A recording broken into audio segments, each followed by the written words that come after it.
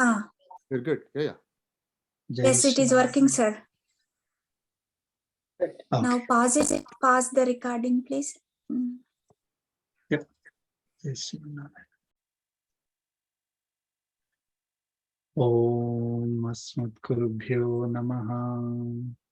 Krishno Rakshatu no Jagatraya Guruhu. Krishnam Namasyamyaham. Krishne Namarasatravo Vinihataha. Krishnaya Tasmai Namaha. Krishna Deva Samuthitam Jagadam. Krishnasya Dasosmyaham. Krishne Tishtati Sarvametadakilam. He Krishna Samrakshamam. Yes, Narayana. I'll share my screen. We completed up to Sloka 27, chapter 2, Sloka 27. Now, today we'll start with Sloka 28.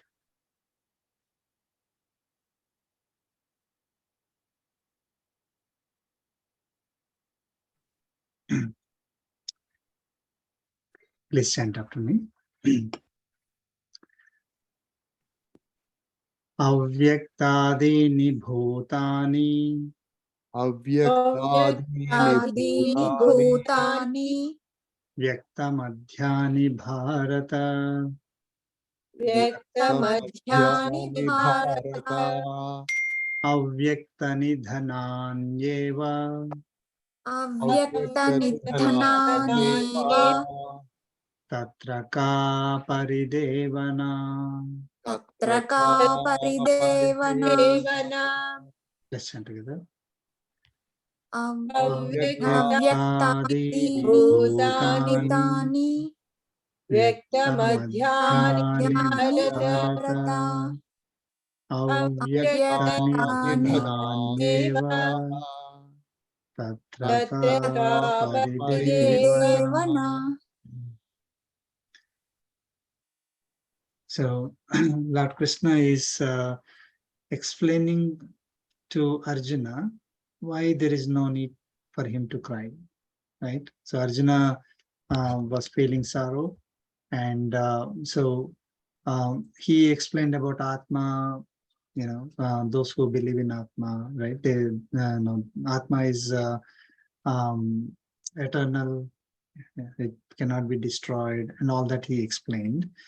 So then he's also saying in Slokas 26, 27, and 28, he's talking about those who do not believe in Atma, those who are materialists, who do not.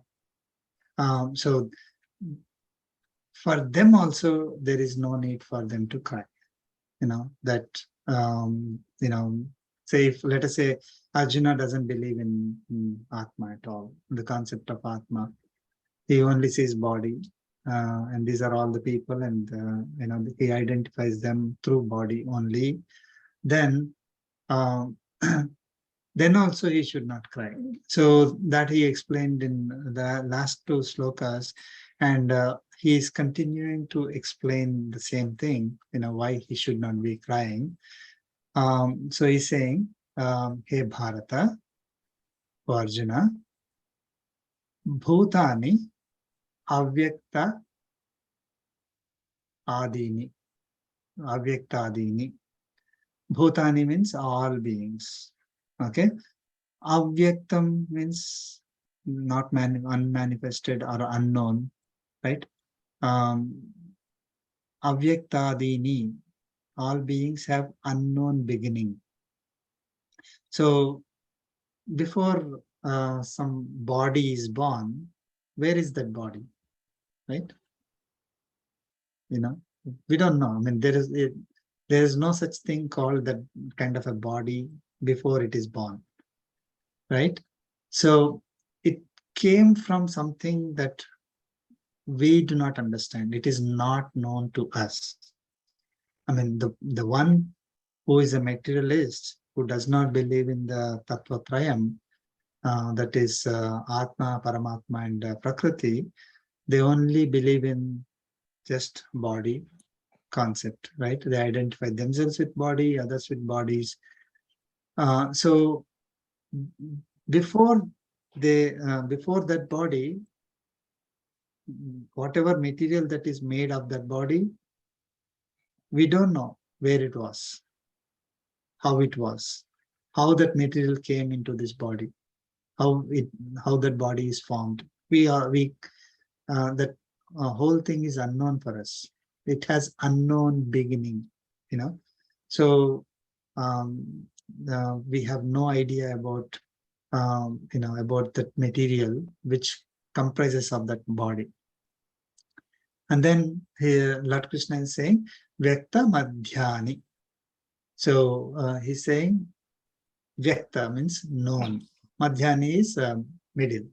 So this body that we see is now is known to us. We are able to see, perceive, experience, feel, right? So it is known. We are able to realize it, recognize it. Then avyakta nidhanani eva. So what happens in the end? Like after the death, certainly we do not know. The state is unknown. So avyakta nidhanani, it's unknown ending. Or what happens to the components of the body, we do not know. They go into the their individual states, right? Their own states. So we do not know the beginning. As a materialist, right? We are talking about. They only see the middle. That is when the body is formed. They're able to see. They do not know the beginning, and they do not know what happens in the end.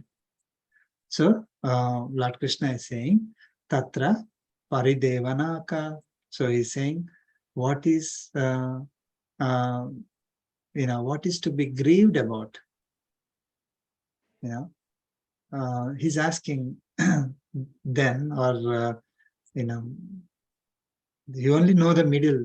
The original state is unknown, and the final state is unknown. And when in that case, what is there to be grieved about? Right? I mean, basically, it is that material that is, that body is made of, is in fact going to its original state. Imagine whatever we see in the middle is only temporary state. So material is there before that temporary state of the body. That material is not known to us. That state is not known to us for that material. It is not in the state of a body that we see today. But later, that same material is going back to its original state. So when something is going to its original state, what is the need for us to cry about? Right? So it is not something that it is getting destroyed or something like that, right? You're only seeing the body. You're seeing the body, and we know this is the one that is temporary. So materialists need to realize that whatever they are seeing is actually the temporary state. Now, when it is going to the final state, there should be no reason for that materialist to cry about, right? So that is what a materialist should think about, and should not grieve about the death of the body, right? Any questions on that? But materialist doesn't have the knowledge, right? I mean, materialist is himself materialist. He's also a materialist, right? Already kind of a thing, right? Yeah. So materialist, is not believing in Atma and Paramatma. Yeah, exactly. Right? They only believe what they see, right? That is what is materialist is. So I only believe. I don't believe in Atma. I only believe in what I see, right? Body. What I see. So I am body. Okay. So where was I before? Yeah, And I'm going to reach to that same state. Doesn't have that concept, right? That's the problem, Yeah. right? I mean, So let us take about ourselves, right? So I'm a materialist. I'm in this state. Okay. If I go to my permanent state, I should be feeling happy or sad about it. I'm in a temporary state right now. Should be happy. This body is temporary. So I'm going to a state which is permanent, which was the one that is original for me. So then where is the need for crying, right? So this body is made of the material only, all the components of this body. Even a materialist would understand that this is made of components, right? It is made of carbon material or whatever is the science they believe in, depending on the time, so they understand, oh, this is a chemical body, right? Now this body is consisting of certain elements. They are in this state in a temporary basis. Now they will go to the permanent state. When they go to the permanent state, I shouldn't be feeling sad about it. Yeah, right? I hear that, right? But I think, I'm not arguing. Lord Krishna is right? But I think I'm kind of materialistic guy. Doesn't have that knowledge. He didn't read scriptures. Right? I'll just look for money tomorrow, right? That's the thing, right? I mean, he doesn't have anything. I mean, if that has a concept, then probably he's like a better materialist. He already has a knowledge of that, right? And, so the other word for materialist is one who is an atheist. Okay, so you could take it that way also. One who does not believe in Atma and Paramatma is an atheist who doesn't believe in the scriptures, whatever we are reading, right? So when we are talking about the body, I'm not talking in terms of money. When I say materialist, they only see what they only believe in what they see. They only believe in what they experience. So this body they are experiencing at that moment, they need to realize that it is temporary. Well, and this body, when it dies, it goes to a permanent state. Okay, so when the state which is similar to what was there in the beginning.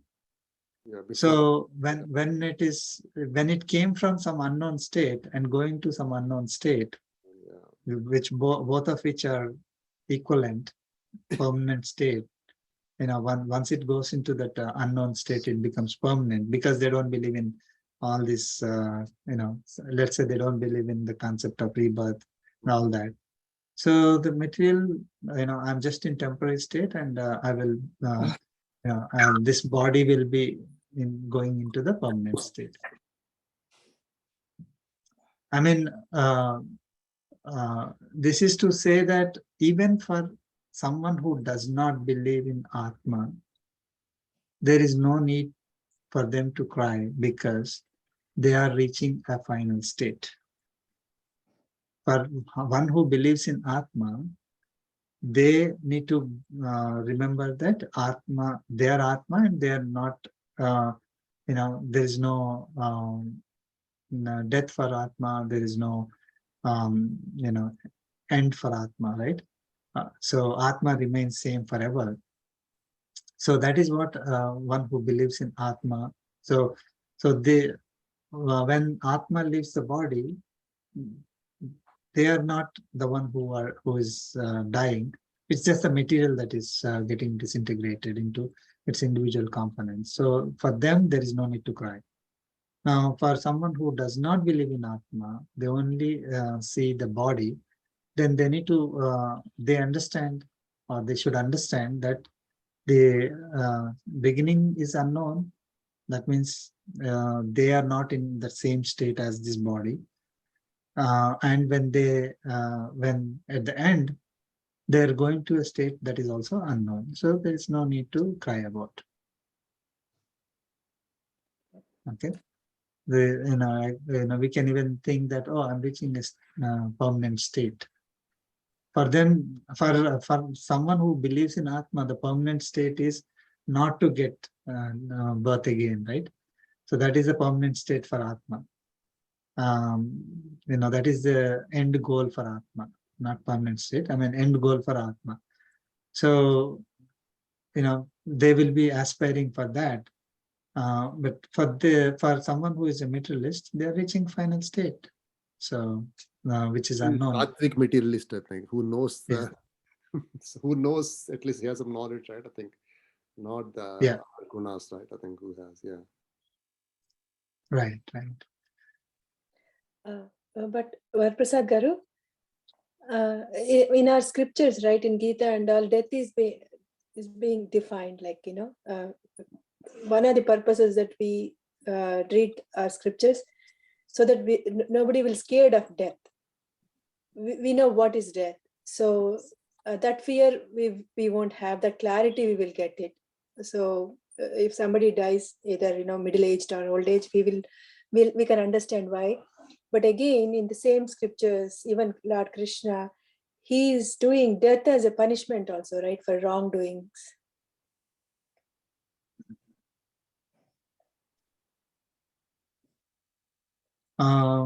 Okay. So is it not contradictory? I'm saying, like, I'm not questioning Lord or scriptures. What I'm saying is, like, it's today only I got this thing, like, okay, we know death is not bad. In many ways, in many reasons, because once you read the Gita, you will understand that. Again, that is like a punishment in our right. I mean, So it's a very good philosophical question. So is death punishment or a boon? yeah, bliss, or that's what exactly. Or bliss? Which Exactly. one? So I was No, if you think in one way, he's Lord Krishna is asking Arjuna to fight, and and of course the people who did evil are going to be killed, and so I don't know if we call it as punishment or not, but yes, they will be killed. Now, the one way to see is Lord Krishna is punishing who? If you really believe in Atma, right? Who is he punishing? Body. Is he even punishing body? Who is he? I mean, if Lord Krishna is punishing the Arjuna, deeds or something, is he Yeah, punishing just the who deeds? is he punishing? The karmas. Karma, right? Karmas, Karma. There is no way to punish Atma. Yeah. One thing is, it is actually helping the Atma. Because someone who is committing evil acts, they continuing the evil act, Atma keeps accumulating more and more papa, more and more karmic bondage. So, if the only way for that Atma to be, to not get more and more karmic bondage is to stop, right? And then restart, to give another opportunity. Is actually to release the Atma from the body, because this body is, imagine that's corrupted. I mean, if body is corrupted with virus, it's not able to function properly at all. It is painful. Nobody wants to be in that body because of the physical pain. Now, if the same body is functioning really well, but it is hurting Atma, okay, then what should happen to that body? Yeah. So in that case, in case of body acting in a way that is punishing Atma, they do not realize that it is really punishing me, because it is they are under the influence of the gunas from the Prakriti, and that is what they like. So they like greedy, like to be greedy, hatred, anger, doing all kinds of adharma activities. So it is, in a way, they're kind of liking that activity. So anybody will do any activity because they're liking it, right? And they, out of ignorance, thinking that I am body, so I am happy. So they commit that kind of start committing that kind of adharma activity. So now that body is kind of infested. Imagine in a way that it is troubling Atma in a way. Okay, so when Lord Krishna says, this body has to be now, this person, so that includes body and Atma, right? So that person needs to be punished. If we are calling it as punishment, it's really actually helping that Atma to be released from a body which is infected. And when that Atma is released, is giving another opportunity for that Atma to take another body with Clear bondage. to get another chance to at least not acquire the kind of karmic bondages it is acquiring at a very enormous rate, right? So in that sense, it is not punishment, because there is no one can punish Atma, is what Lord Krishna very clearly told. No other Atma, even Paramatma cannot punish an Atma. There's nothing called punishing Atma, right? So the Atma is taking birth in a particular body based on the gunas and karmas. So it is not like God is intentionally giving judgment. You have to die. You have to do this, and you have to do that. I mean, that bias is not there. When we go into fourth chapter, we'll know that Paramatma is not deciding. He's not like a judge with bias. So the rules are written. He's just giving the whatever is expected based on those rules, right? So if someone is sattvic in nature, is devotee of Paramatma, who's interested in going upwards, they will go upwards. Someone who is in Rajasic, they will be taking another birth in Rajasic state. So it is not like God is punishing anybody. If at all somebody is punishing, we are punishing ourselves. So by not having the knowledge that we need to have, with ignorance we act. Even if we act in lawful, generous way, still that ignorance will give us karmic bondage. We are punishing ourselves. So we are punishing ourselves in the sense that we are not moving upwards to our goal. We may be, going round and round. If let us say I have to go 200 miles, but not knowing that I'm going in circles, like 2 mile radius circle, I'll remain there only. I'll never go to my destination. So either I'm in the same state going around and around, that is punishment because I'm not going to my destination, or I'm going backwards. That is a worst kind of punishment. I have to start over again, with the blessings of another, Acharya, Paramatma. Maybe I'll get a chance to get another life where I will be able to at least get this kind of knowledge. So if we get, any birth other than human or devatas, we are basically stuck, So there is a, so if at all somebody is punishing, we are punishing ourselves. And Paramatma is the only one who is showing mercy on us. So even if somebody dies, he is showing mercy on that person. And so there are two ways to look at it. One is when somebody commits a crime, and so they need to be punished, like Duryodhana. Um, Paramatma is blessing Duryodhana's Atma. Okay, you cannot do this anymore. You are getting more karmic bondage with your activities. You are corrupting the entire society. So one who is doing the activity, and one who is, so that is one level. The same person encouraging other people to commit adharma is like 100 times worse than same person doing it. So that's why, like, leaders who are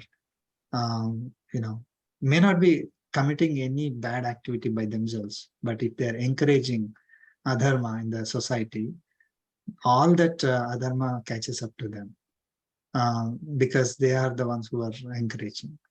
And for example, Arjuna, if he's not doing his duty of punishing the evil, Lord Krishna very clearly said, you are going to acquire sin.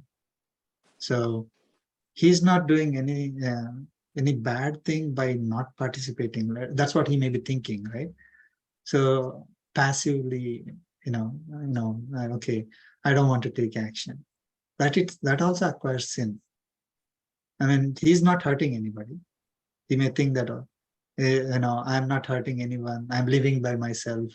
Why should I get sin? He will get sin.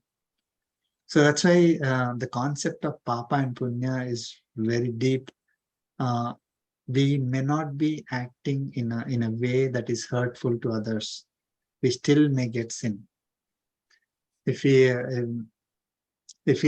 do any activity that is not recognizing Paramatma, not recognizing Atma, that also acquires a sin. That activity could be a good activity. Sin in the sense that will not lead us to the, it could be a golden shackle. That's what we talk about, right? So it is not leading us to the higher state. It will, at the best, it will keep us in the same loop. Get another human birth, go through another set of problems, and then who knows? We get another birth, and then we are influenced by Prakriti, bad influence. When we start committing bad activities, we start acquiring more sin, right? So there is, it is not written that we will not acquire more sin in our next life. So getting another life is like, jumping into something unknown, which is very likely to acquire us more karmic bondage. That's why those who know this reality, they don't want to get another life anymore. They don't even want another human life. They just, this life should be the last one. I need to get moksha, because who knows what we'll do in the next life, right? We may not be this lucky to get Sri Chinna Jeeyar Swamiji, so we may be, taking birth in a world where there's a lot of crime going on. So then we'll be forced to commit crimes. So, and then we'll not even realize we are committing crime. So that's what happens to a lot of people in the world. So who is punishing who? Going back to what you said, Lord Krishna was not punishing Duryodhana in that sense. When we say Duryodhana, we have to immediately see Atma and the Duryodhana body, and then Atma is definitely not punishing. He's only relieving from the bad that the Atma is getting. So he's blessing the Atma. Then he's blessing the Atma from not continuing in that path. So that Atma, again, this is theoretical, right? So it may be Duryodhana or somebody else. Based on whatever karmic bondage that Atma acquired that far, will definitely get worse body. Now, imagine if that continues for some more time, it'll even get worse, right? So it's at least better that it stopped, So we are gambling, we have debt, right? Let's say we spent $1 million it's at least better to come out of that $1 million debt. If it is like continue, then it'll even go further and further, and it'll take even more time for us to repay, right? So that's what Duryodhana, so Lord Krishna kind of punished Duryodhana, but didn't punish him. The body, there is nothing to punish. Body is just a material. So body doesn't have any knowledge by itself. Even if you try to punish, it doesn't know. It's both two ways, right, sir? He's blessing Atma, or he's avoiding Atma to continue further cruelty. At the same time, there is a chance, right? The Atma may take human birth or any birth. Again, Atma will suffer that another birth. Yeah. There is no choice, because anyway, Duryodhana type of people not get moksha even if they realize, or okay. Yeah, but that suffering will be less compared to what it would be if Duryodhana If he continues the evil acts. Okay. Yeah. So in that way, he's kind of blessed. Yeah. I mean, that Atma is blessed.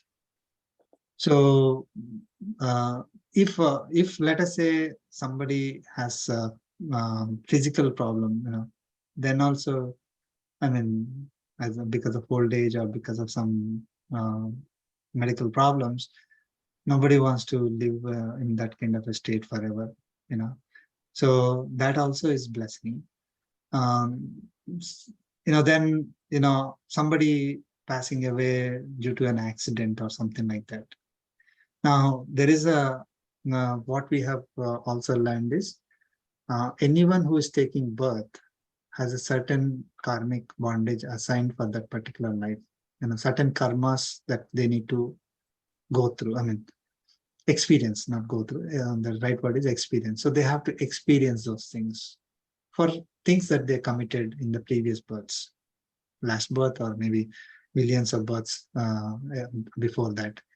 So that duration could be 10 years, 20 years, 40 years, 100 years, 200 years, So when that is over, that karma assignment is over, then either it is, karma experiences are over, then they can either naturally go, or it will appear as if they are being part of an accident and they go.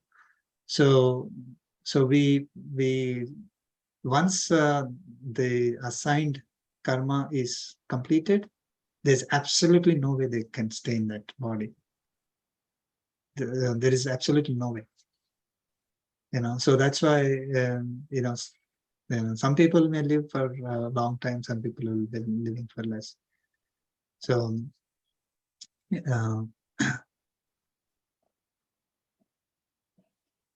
the good karma that we may have from previous births that gives us this human birth for X number of years, if it cannot continue after that, either the good karma is over, or maybe another set of karma will be assigned to us to give us a better life, right?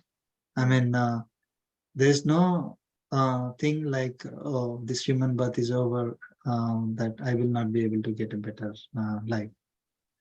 Maybe some other set of karmas will be assigned, which will give me higher birth. Maybe they were devatas, or maybe even in human births. Let us say I'm suffering through financial problems, physical problems, health problems. Then that is the karmic bondage that is assigned to me to suffer. That suffering is over. I may get a healthy body next life. I may live for a long time, with a lot of money. So it could happen that way also. So it is not that this same life has to continue forever. that Atma can take birth as a better human body or devatas as well. So, I mean, in the ultimate state, Atma can get liberation, right? So, anyone who is dying, we cannot automatically equate to, oh, they must have done something, something bad. That's why they died. We cannot automatically attribute. Typically, what happens is someone who lives a long time, we say, oh, he has done a lot of good activities. That's why he lived for a long time. Someone who lived for a short time, they say, oh, they must have done something really bad. They must have done something really good also, that they probably were suffering in this life and they will get a better life next, right? So we cannot automatically equate, someone who is dying early to be having some kind of a problem.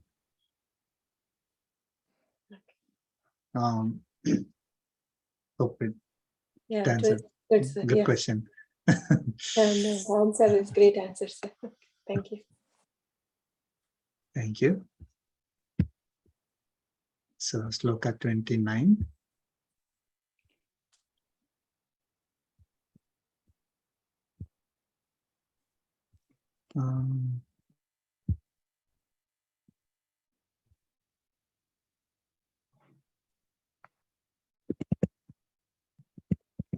Can you see the full screen, Sloka? No, not full screen.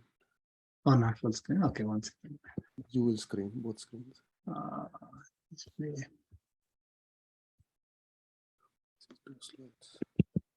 Now can you see? No, not yet. Oh, we can't see the full screen now. I can't say it. Can anyone else? Maybe your mind is slow. No, me neither. Yeah. No. Okay. No, we can't see it. Okay. All slokas.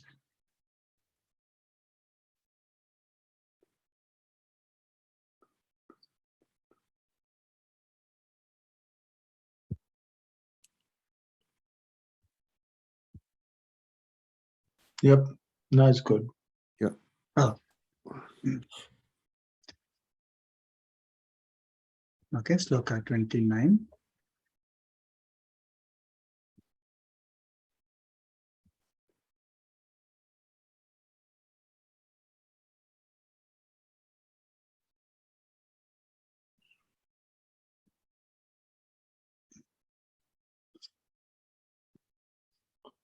Please, please chant. Ascharyavat paschat. Sorry. Ascharyavat pasyati kaschideenam. Ascharyavat pashyati kaschideenam.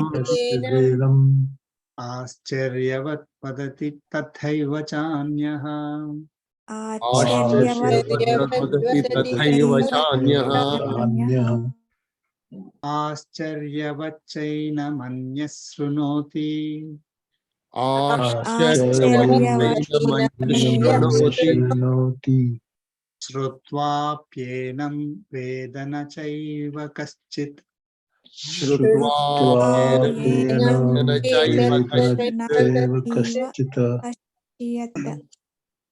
Let's chant together. Ascharyavat pasyati kaschideenam. Ascharyavat padati tathaiva chanyaha. Ascharyavat chainamanyas shrunoti. Shrutvayenam vedana chaiva kaschit.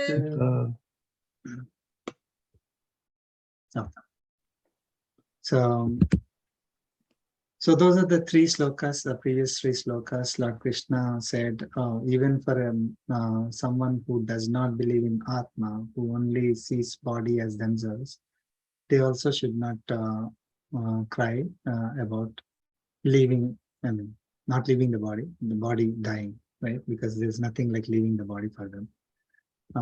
So here from this sloka onwards, again, Lord Krishna is talking about Atma. So Lord Krishna is saying, Ascharyavat pasyati kaschit enam. So kaschit, one, one among millions. Okay. Enam, this Atma. Ascharyavat pasyati, sees this Atma. Ascharyavat enam pasyati, sees this Atma as full of wonder. Ascharya, like you understand, right? I mean, all of you other times also say we have this kind of a word. It's full of wonder, so it's amazing. So one among millions sees this Atma as full of wonder. See means perceiving or experiencing, right? Or realizing. So see doesn't mean with eyes. Okay. So one who is able to experience, one among millions will be able to experience this Atma as full of wonder, not fully understanding it. It's like they're in awe, like they're not able to completely understand end to end, right? But they're able to see with wonder. Oh my God, this is so great! That kind of a thing, right? So when we see great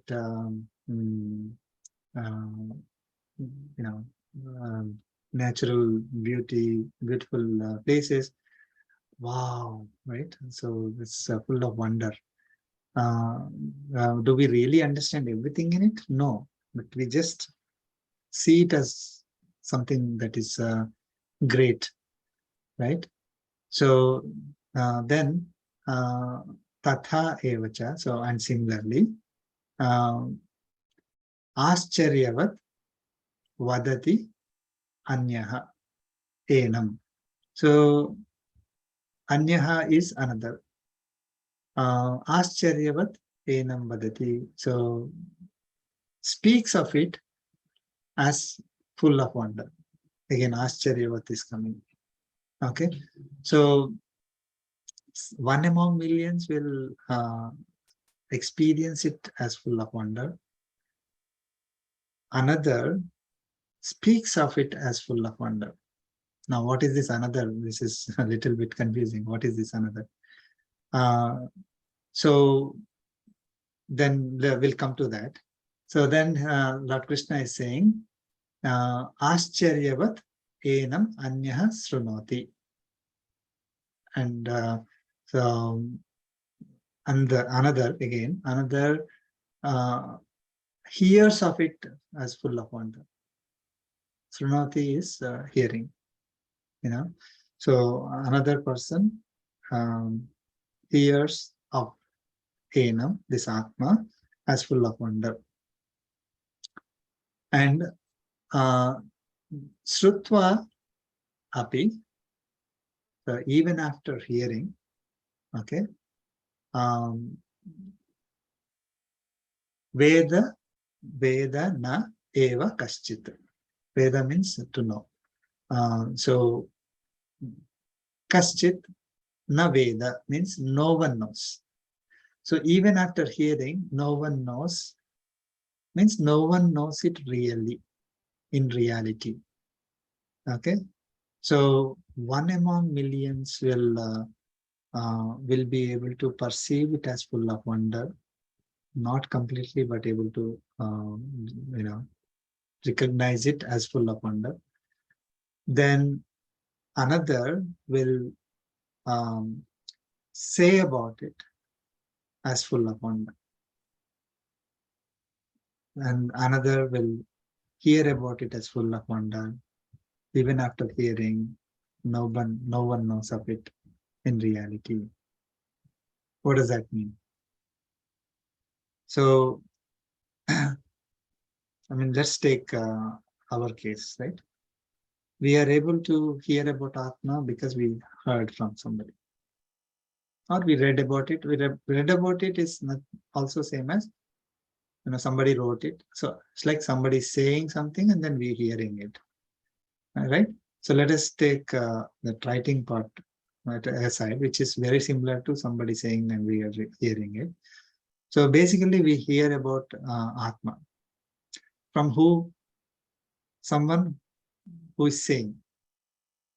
Now, how is he able to say about Atma?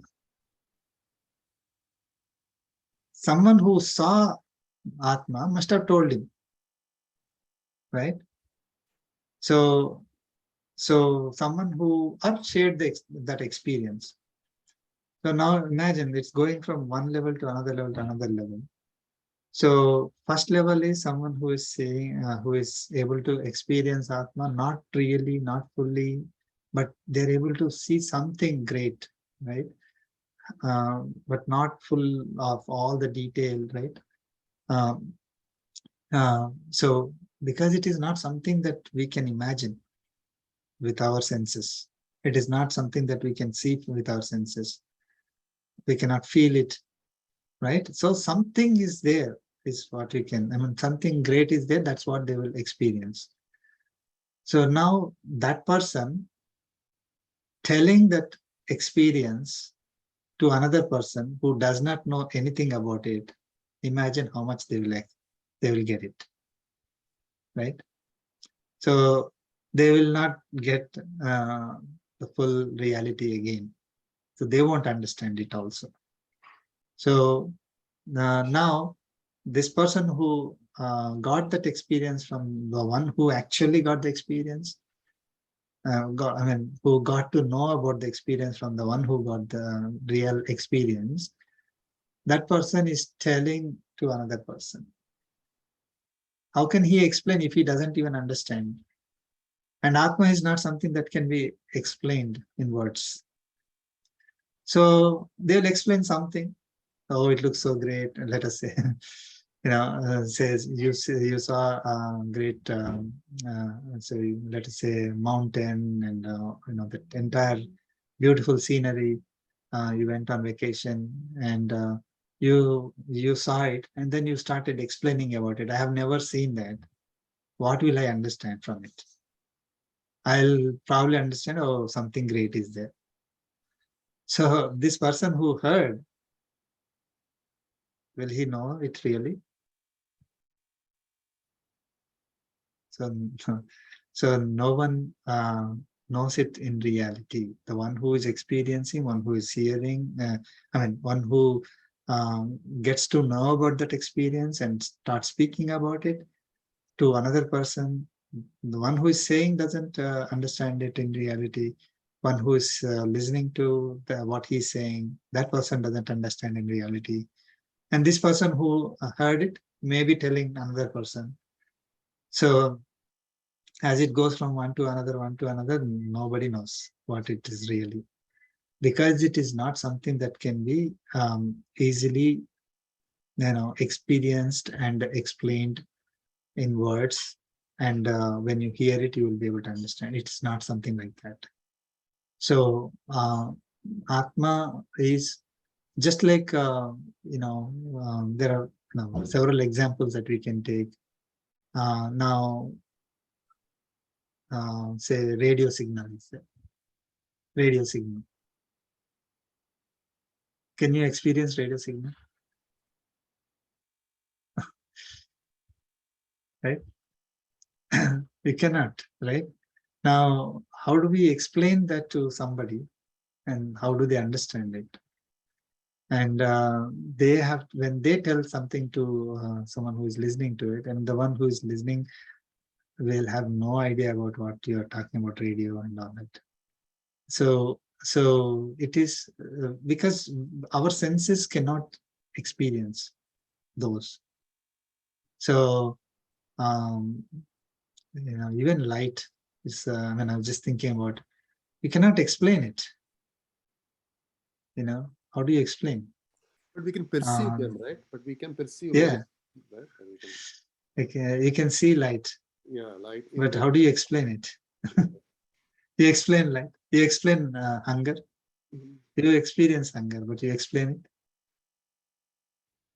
What will you explain?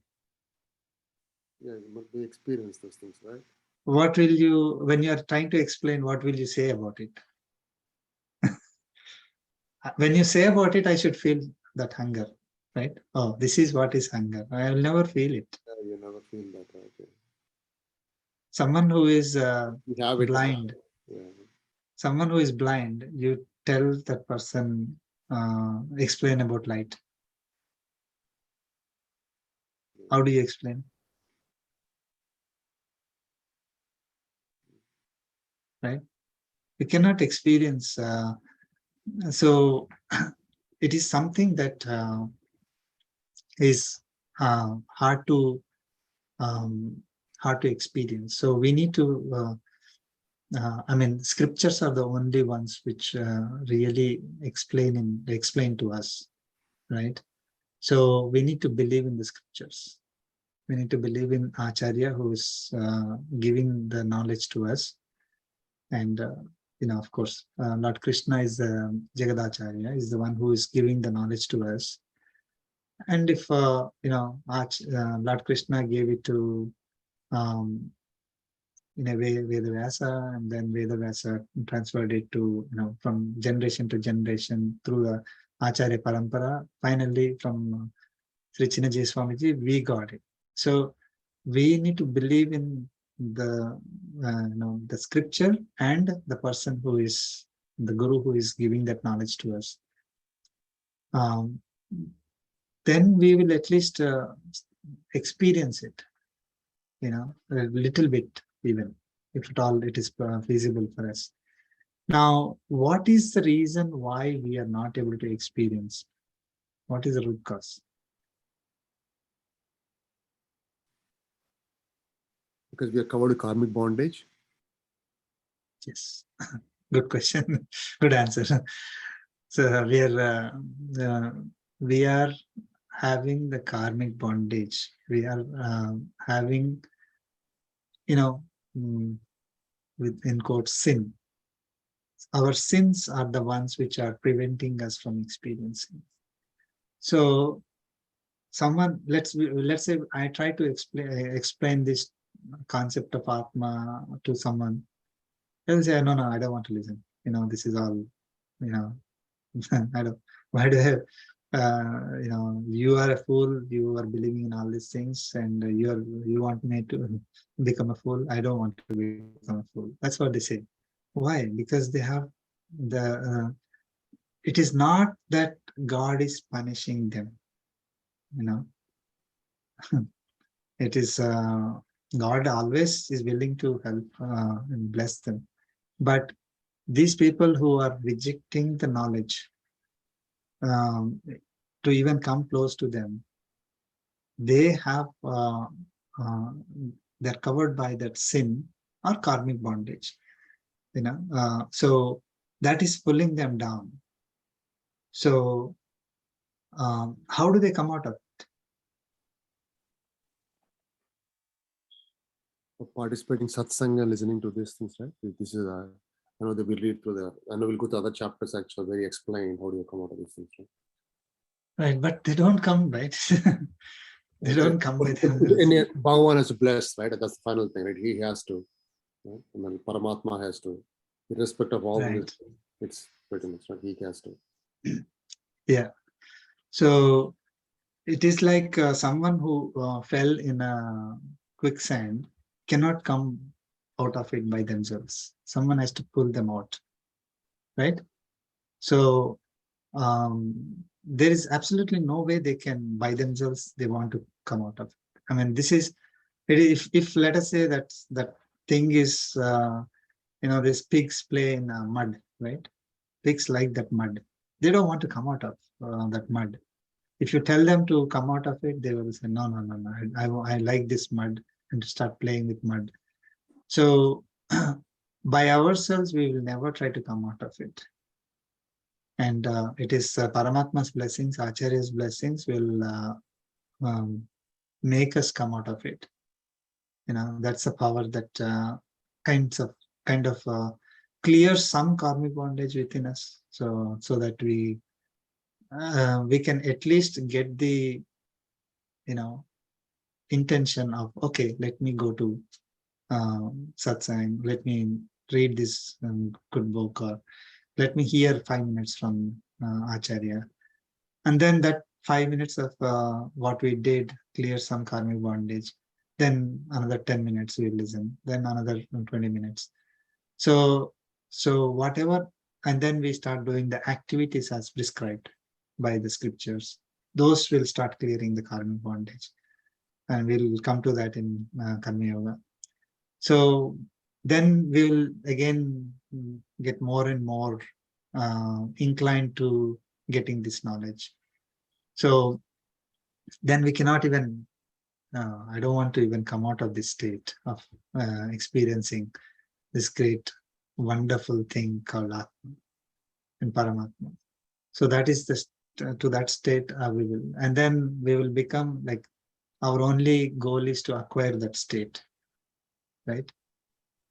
Because we realize we realize it, and then we want to acquire the state where I experience Atma is one state, and I experience Paramatma is another state. So we will, once we are really learned, we want to experience Paramatma, or we want to serve Paramatma without any inhibition, without any restrictions, right? So that is the state to which we want to go.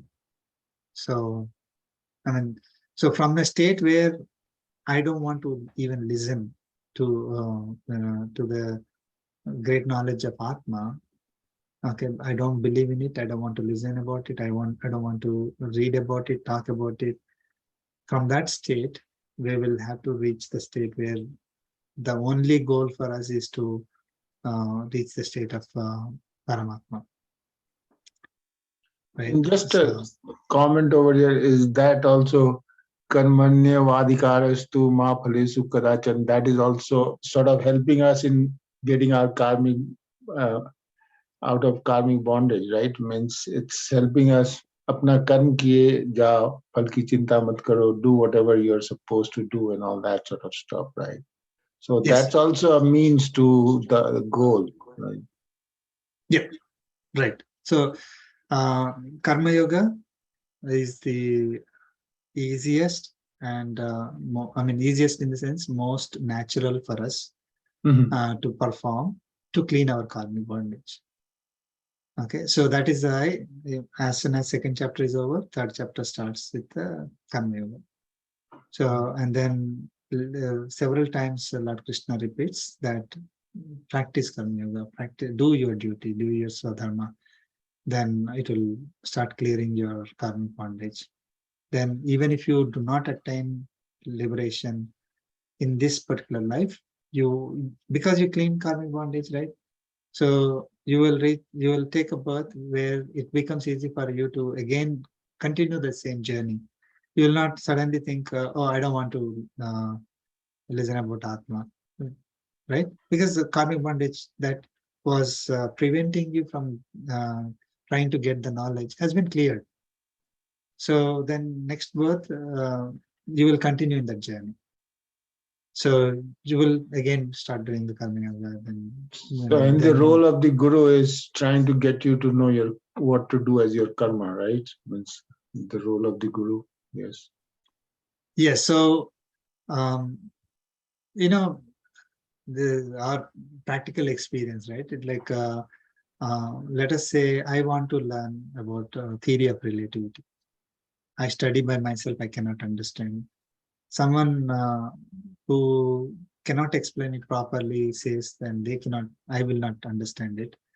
But there could be one person who is really having a lot of knowledge and knows how to communicate, how to explain it to someone who don't know. Then I will be able to get that knowledge from that person. So that is materialistic thing, right? Knowledge about the materialistic science. Now, if I have karmic bondage and then I go to the vicinity of an acharya, that itself will start clearing my karmic bondage, which will open myself from you know, for me to get that knowledge. To another person, it may not be. So that's why, so Acharya may not even say a single word. So we will, you know, our karmic bondage will be cleared. Or if we go to, you know, say, temple where they're following all the scriptures, and then it's a powerful place that can clear the karmic bondage to because there is energy there. So again, this is Ascharyavat, right? I mean, this full of wonder. It is not something that we can prove in science that, hey, what is that energy, how that energy can clear my karmic bondage. You can't ask that kind of thing because you don't even know what karmic bondage is, because I mean, we cannot even see it, we cannot experience that. Only we can experience the end result of it. Either we are really happy or sad, then we can say, okay, my karma is not good today or too good today. So that's what we think. But mm, uh, when we one way to understand it is that because of the blessings of Acharya, because of the, even if they see us, you know, because of their anushthanam, their practices, their surroundings, and their if they see us, things will be clear, right? It's not like oh, somebody will get $1 million. No, it's not the purpose. So the goal is for us to go to a higher state. As means Atma, to go to a higher state where we will not be taking birth again and again. We will reach a state equivalent to Paramatma. Makes sense. Yeah. Thanks. Okay. Sloka 30.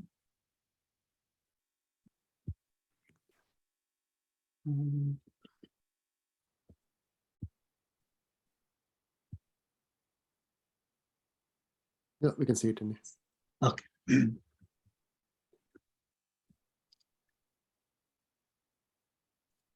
Dehi nityam avadhyoyam.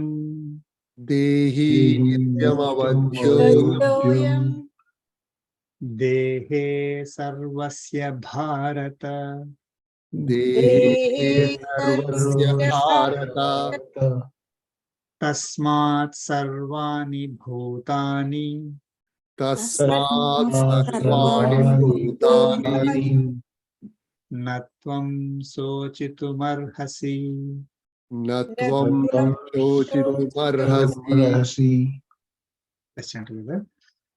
Dehi Dehi nityam nityamavadhyoyam Adhoyam Dehe Dehi sarvasya Sarvasya sarvasya Bharata bharata bharatam. Tasmat Tasmat sarvani sarvani Bhutani bhutani. natvam Natvam Sochitumarhasi. sochitumarhasi.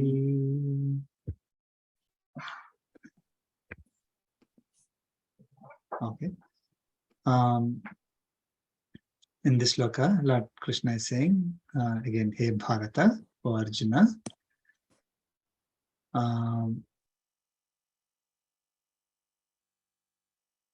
Dehi nityam avadhyaha ayam dehe sarvasya bharata. So let's spread that.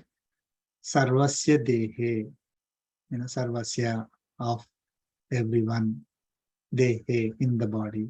So sarvasya dehe means in the body of everyone. Ayam dehi nityam avadhyaha. Ayam, many times it came, right? This Atma. Ayam means this, but in this context, he's talking about this Atma.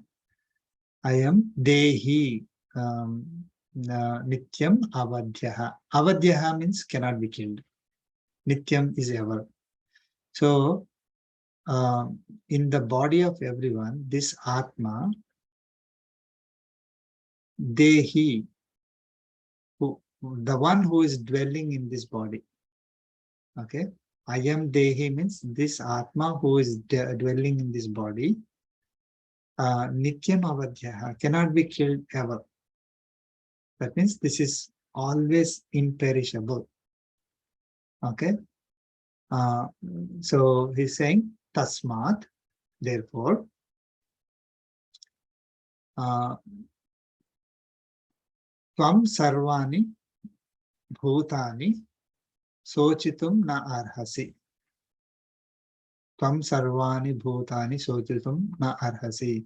So you do not deserve to grieve for all beings. So Sarvani Bhutani means all beings.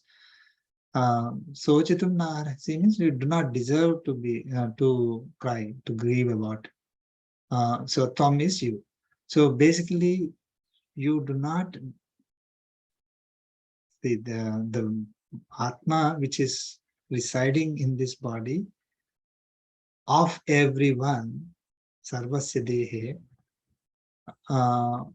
Nityam Avadhyaha, cannot be killed. So therefore, you do not deserve to grieve for all beings, any being. So Sarvani Bhutani na Sochitam arhasi. So it is not like this Atma is there in only one being and not in other beings. So now here we need to again recollect that what are all the different types of bodies that we have. It is Deva, Manushya, Tiryak and Stavara. Again, Deva, Manushya, Tiryak, Stavara. These are the Chatur Varnyam, 4 Varnas, that we, typically, again, will come in 4th chapter, but just for, reference and mentioning here again, that there are 4 categories, classifications of beings. When you say all beings or all bodies, there are 4 bodies, that is Deva, Manushya, Tiryak, Stavara.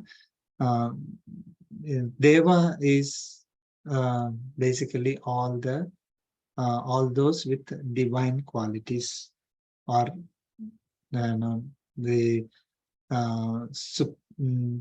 the natural power. What is it? Powers of nature, right? Then, like for example, sun is Deva or Devata. Okay, not God. So let us, again, it's we all got used to sun God, but sun Devata. And then Vayu Devata, Indra Devata, Varuna Devata. So like that, these are all the Devatas. They are forces of nature. Okay. They're not in the same form like us. Okay. So they are in multi-dimensions, not in 3-dimension body that we have. So we cannot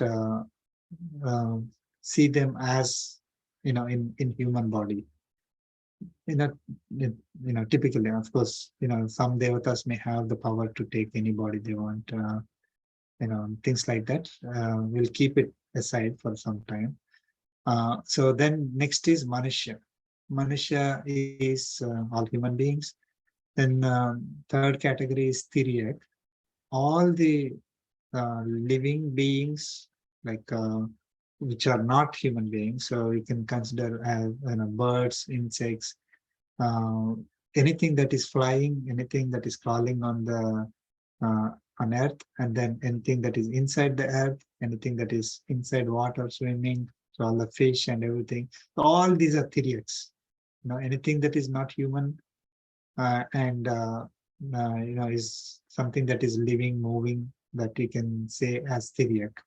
And then Stavara is some the bodies which are stationary, it's one place, right? One place in the sense, not like say body of water is also in one place. So water may be flowing from one place to another place, but it is stationary. That body of water is there only. Okay, so So Sthavaras are great examples are trees and mountains, right? So these are the 4 different types of bodies. Okay. So the Atma that is dwelling in these bodies cannot be killed ever.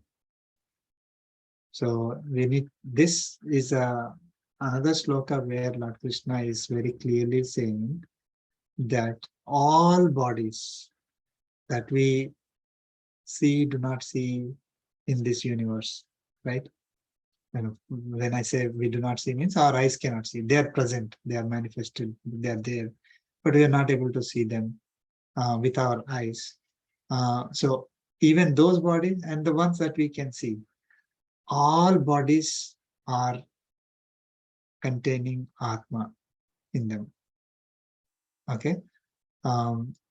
So again, we talked about is it one Atma or multiple Atmas? We mentioned that it is multiple Atmas. So there is one primary Atma for every body, and there are distinct equivalent Atmas in all these bodies, irrespective of what body it is. It is the same equivalent Atma present in all these bodies. So Atma in Manushya is equivalent to Atma in Tiryak, is equivalent to Atma in Sthavara, is equivalent to Atma in Deva. Very hard for us to imagine, but the state or Atma never changes when it goes from one body to another body, we learned, right? So if that is true, then when I'm going from one body to another body, that body could be anything. I should remain the same because Atma remains the same. That's what Lord Krishna said. So when you take 2 bodies, which are totally like, one is, let's say, an elephant, another one is an ant. Atmas in them should be equivalent because maybe there was another, this ant's Atma was in an elephant in the, like 2 seconds ago. And then I'm just saying some time ago, and then it became an ant because it took occupied ant body in the next life. And Lord Krishna said that Atma doesn't change from when it goes from one body to another body. It is eternal. It is, Sanatana, Purana, and all that, right? So it cannot change from time to time, from body to body.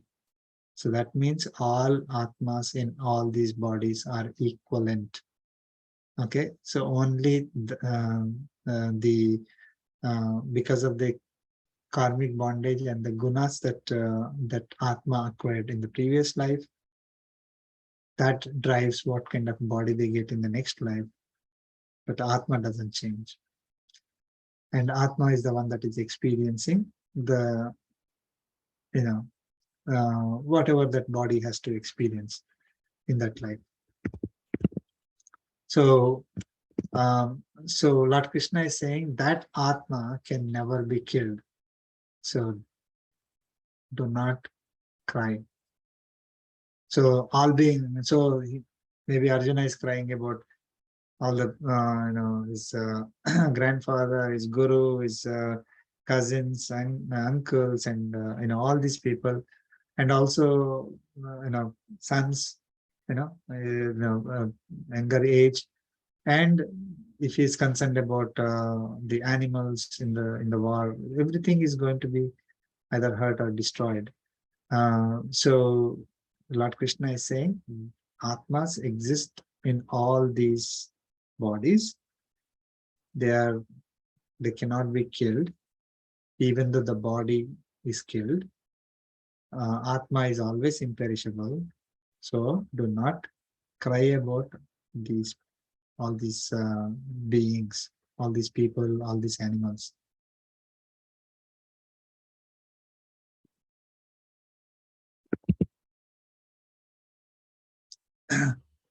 Right? So the knowledge of Atma is, is distributed in all these slokas. we are getting the Atma Jnanam. What is Atma? So we need to, when we know that Atma is existing in all beings, and that itself is Ascharya, right? It's like we are able to perceive that Atma is existing in all these. Atma is of same form, having same qualities in all these different bodies. Atma, so different bodies have different sizes and different qualities. Body has different qualities, characteristics, but the Atma inside those bodies are all equivalent. There is no gender for Atma. There is no age for Atma. So it's not like someone is, and when we say someone, when we consider them as Atma, it's not they are younger or older compared to us. All are equal age. If at all we can measure the age of Atma from a reference point, because this Atmas existed forever, so we cannot even say that what is the age. So the age doesn't, you cannot say this is the age of Atma, because it is existing forever. So if we take from the beginning of this Kalpa, all Atmas are equal, equally having equal age.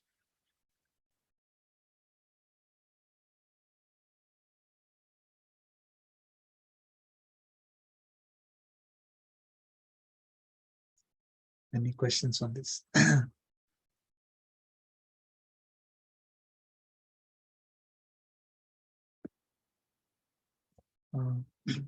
Any questions on the text that I'm sending?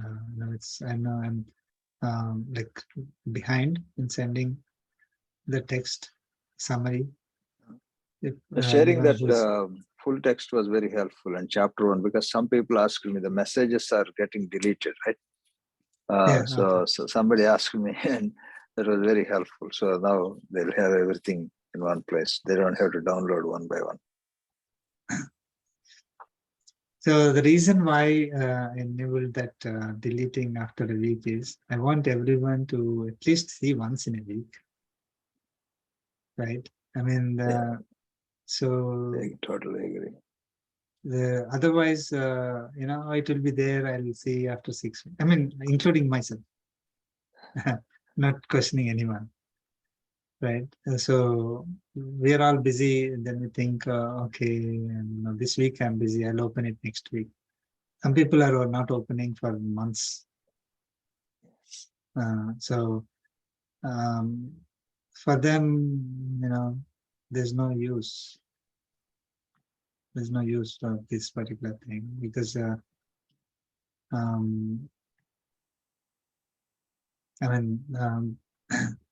once they realize, oh, it's getting deleted, at least they'll have motivation to open it. That was the only reason. Because otherwise, anyway, they're not going to open. So it is as good as deleted.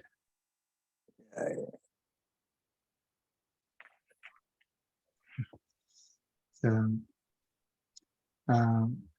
yeah, this one chapter will also go away in 1 week. So if anyone wants to take a copy of it, but I appreciate all of you showing interest and reading through it.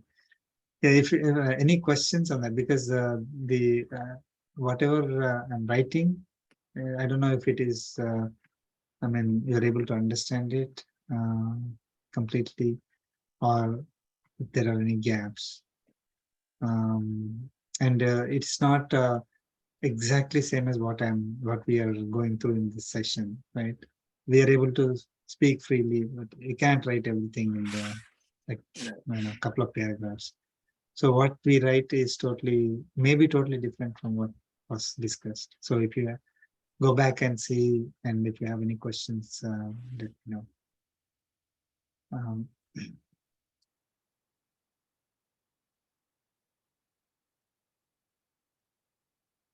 And these PDFs are different from the last session, I think they're not. I don't think they're same, right? You're again rewriting them. So last Yeah, last 2 years. Last year's one. Yeah. It seems Yeah. like yeah, in them, right? Okay, so what happened was from chapter, I mean, first 4 chapters, we directly took the material from JET, right? Jet this. Yeah. JET website, srikaryam.com, Yeah. or the books that were part of the Prajna curriculum. So we went through that. I don't even remember if we shared the entire summary or just the meaning. Balaji Garu actually spent a lot of effort typing, and really appreciate Typing. that time. Yeah. Yes, yeah. And I used to just send an image, and then Balaji Garu used to type everything. Ramanujadasa also in those things actually, right? Yeah. Yeah. So I mean, it was a lot of effort. Then I realized maybe we need to do something.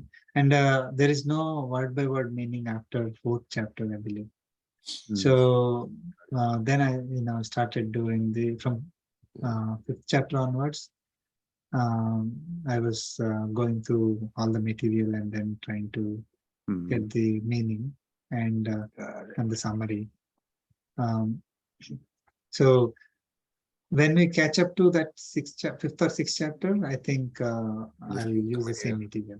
No, I'll not. And this time I'm not just sending the same material as is, because it is not dharma, because those books are available on internet for purchase, so I can't simply just send it like that.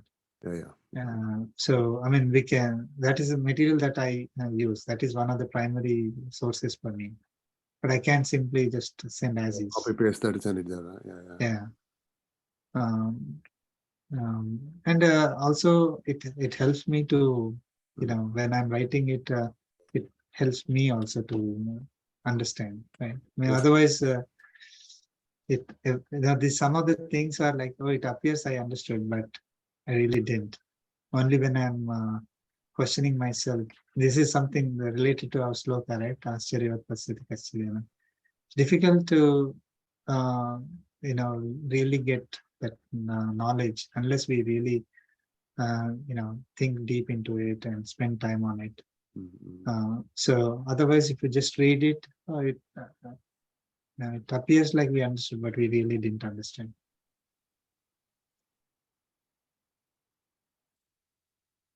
So it is helping me. Definitely, these sessions are great, great help for me. All of you. It's definitely, sir. For us, I don't know about you, but I think for us, absolutely, right? Immense. Oh, absolutely, yes. Yeah. And while we are also learning the chanting. Exactly, so right? Yeah. It's all coming together. And Balaji doesn't know, but Balaji explain. You open that PDF and while you're explaining, right? I keep yes. Well, Varaprasad, whatever he gave it to us, right? I have that stored somewhere in a cloud, so I just open each of the slokas actually. When you're explaining it, Balaji got explaining every sloka and Varaprasad. So when very nice, chanting, very nice. yeah, right. Just a high level meaning, so that it's easy for them to remember. He revises every time. He revises, asks us. Usually, most of us doesn't open our mouth, but he revises them, right? I mean, in the chanting, pretty much every week, every session, you revise that, right? What we did last time, how do you connect the dots, right? From prior slokas, and yeah. Very nice. Unfortunately, I'm not able to join. I would like to join the sessions.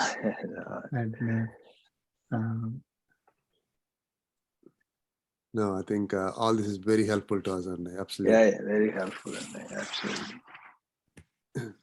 Thank you so much. Again, if you have any questions, please share. I mean, please ask, because so a lot of it is kind of theory that we are now going through, and your questions are practical questions. So we need to apply this theory to the practice. Otherwise, just a theory. It's not useful that much, right? But the practical questions are really useful to reinforce our understanding and also apply into our real world. Otherwise, if we forget, we may forget, or we may misinterpret. If we take a practical scenario, then we'll be able to interpret it correctly. No, I think we are, that's why I say we are having best of both the worlds. And because a lot of programs, just people, blindly by heart and chant.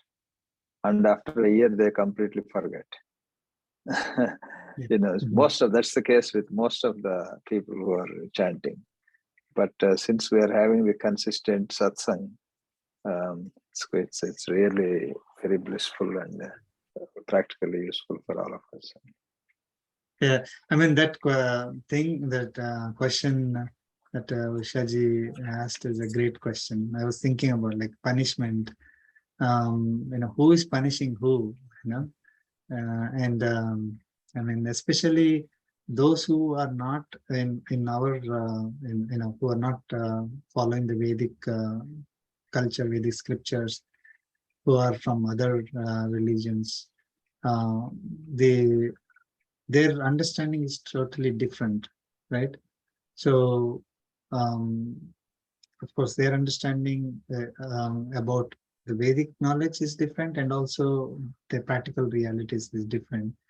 So we need to, things like God is going to punish if you do bad thing. And that's some common knowledge that people have. Oh, I shouldn't do something bad because God is going to punish me. Right? I mean, who is punishing who there? I mean, God doesn't. So it's not like, indirectly, God is the one who is behind everything, right? So indirectly, whatever is happening is because of God only, but He's not really punishing, because He wants to punish. That is how it is projected. If I do good, then God will take care of me. If I do, it's not. Everything is because of God, but it is our activity that is result. Why do you think the other way? I mean, I feel that's the right thing, right? But we don't do the right thing, and God is punishing, right? I mean, however it is, right? He's punishing, right? I mean, whether it's through karmic bondage or, right? I mean, but then again, going back to other question, other thing, right? Where who doesn't have that materialistic person, right? And who doesn't have the full scripture knowledge, right? I mean, for him, and don't you think that's a better way to tell him? And maybe the God punishes kind of a thing. I mean, who doesn't understand? For kids, who doesn't understand this whole Atma and all these things, right? And maybe that is the reason why it came. That kind of thing. Some people, right? Who, because even for me, right? I mean, until I read at least for the last 3 years, right? I don't understand, right? Until then, yeah. But it's something bad, then at least some people have some kind of a fear. Oh man, if we don't do the right thing, then, right? So I mean, see, this is the thing, right? It's a double-edged sword.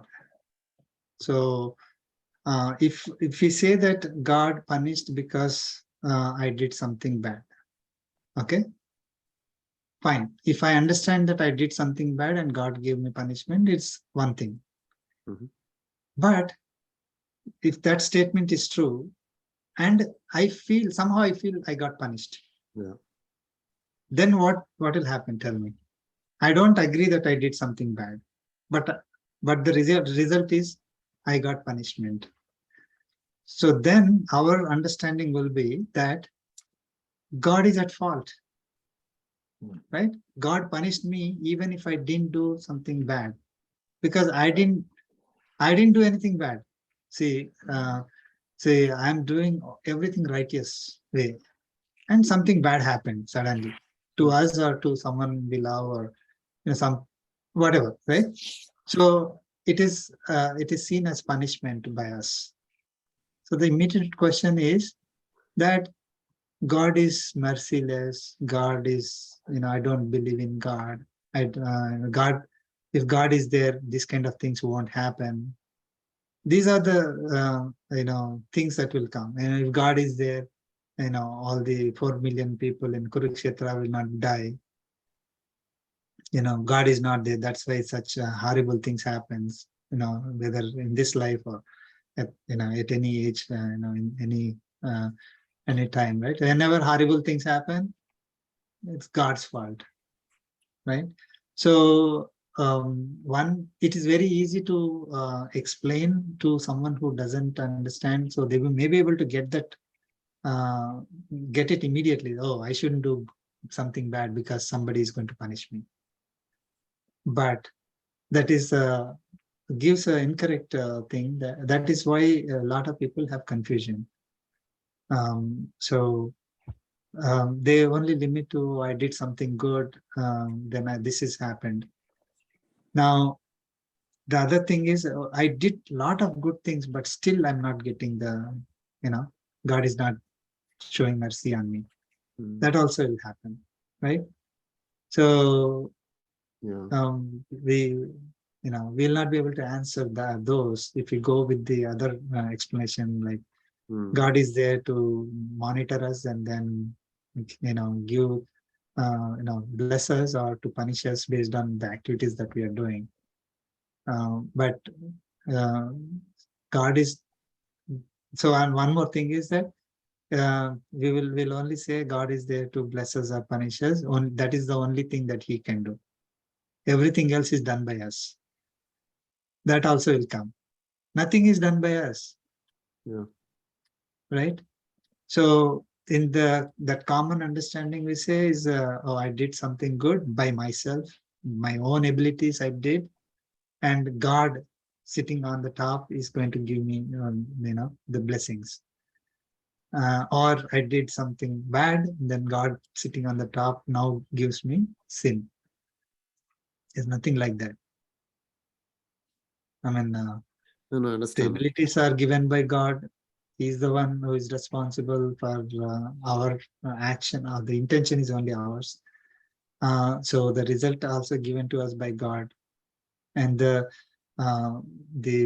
papa or punya, whatever karmic bondage that we acquire is our own. Not God is not writing anything, sitting there and writing for 7 billion people. Yeah. That's a good question. No, I think, sorry, but I just maybe, I'm thinking too much. I feel that, this depends, right? In what level the person is, right? I think it otherwise become a challenge, right? And we want to explain someone quickly and right, what level the person is. That is true. I mean, in order to give, the message quickly, we may choose the option. Then once they get that message, they may be able to mature later, and then they get the real message. Yeah, that is definitely good. Yeah. Okay. Thank you so much. Really appreciate. We'll conclude with the concluding prayer.